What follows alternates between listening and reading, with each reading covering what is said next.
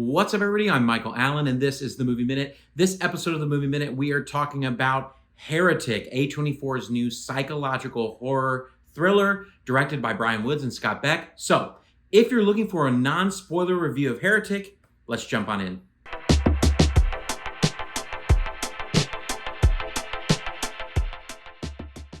As always, here at the Movie Minute, my reviews are non-spoilers, although I will be showing images from the trailer and talking about the plot in a general sense. So, the story of Heretic surrounds Mr. Reed, played by Hugh Grant, who is an old Englishman living in a small town when two LDS Church of Latter-day Saints sisters, played by Chloe East and Sophie Thatcher, come to share the gospel of the Mormon Church with Mr. Reed. And then the film then turns into this cat and mouse back and forth game of psychological horror and thriller, all surrounding the ideas of belief and faith and what is the true reality that we live in here in this world. I think that most of the draw around this film is absolutely around Hugh Grant, right? He kind of had his start in romantic comedy. He's been really great in that area for a really long time. So it's always fun to see an actor kind of step out of their normal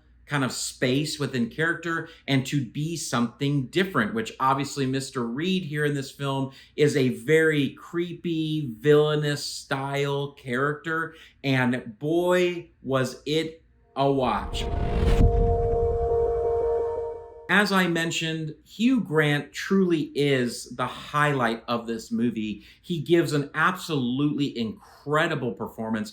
The film itself is very claustrophobic. It happens all within Mr. Reed's house, almost entirely. And so there's really this kind of trapped nature about the film, and Hugh Grant's performance leans into that. And I can't leave out Chloe East or Sophie Thatcher either. They both were incredible. I mean, they matched Hugh Grant's energy, and there was a weird chemistry between the three of them, right? Just the on-screen just feel of it. It felt so immersive. Their relationships felt lived in, and that really leans into writing. This film was very well written in terms of dialogue. I think that how they navigate all of these deep issues of faith and belief and worldview were really well presented through the interaction of the characters. Every single exchange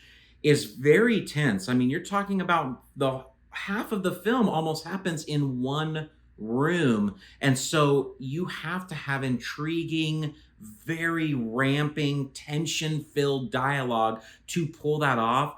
Another thing that I really liked that stood out for me was the atmosphere of this film. Everything had a very unique feel and grit and like nuance to it. Even the props and all of the things that are involved in the complexities of this narrative, they are very well thought out. High production design, really great cinematography, just the lighting and the feel of every scene. They did a really good job of making all of those elements come together and had me on the edge of my seat.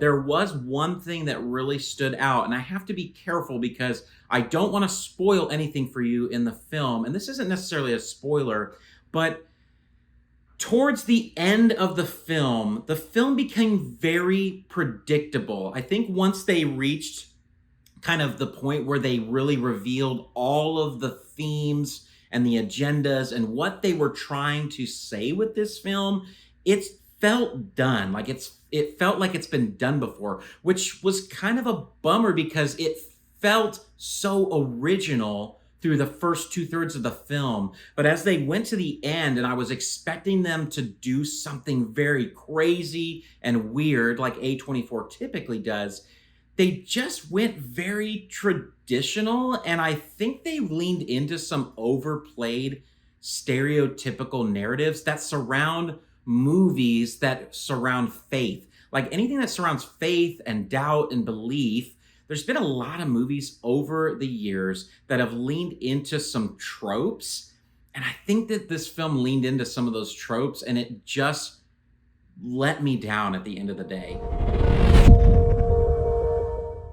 From an entertainment standpoint, like I said, I was fully entertained this whole movie, even with the substandard ending in my book. And so I'd give it a solid 7 out of 10. From a filmmaking standpoint, just how it all came together, all the elements, the critics rating, this was very, very well done. It was a solid 8 out of 10 from a critics rating. I think a lot of people are going to enjoy this film probably better than I did overall. And so averaged out 7.5 out of 10 for me from Heretic. I kind of wanted this to be better. I was very much looking forward to it. And I think that jaded my view a bit and how I experienced the film at the end. From a badge standpoint, I'm gonna go ahead and give this a couch potato. I don't think it's for everybody. Obviously, psychological horror thriller. There's some gruesome moments to this film, and it's pretty tense. So if you like those type of films, I mean, I think it's probably worth a viewing, but it's not really a general audience type of film. Now, I will say I always love films that challenge your worldview, and this absolutely does that. You see this in the trailer. It really puts the audience in this space of this idea of belief versus disbelief, and how do you kind of balance out those scales in your own worldview and reality. And I enjoyed that overall. If you like this video, hit that like button, subscribe. Would love to have you a part of this community with me. Drop down in the comments and let me know what your favorite Hugh Grant movie is. And until next time, everybody, peace out.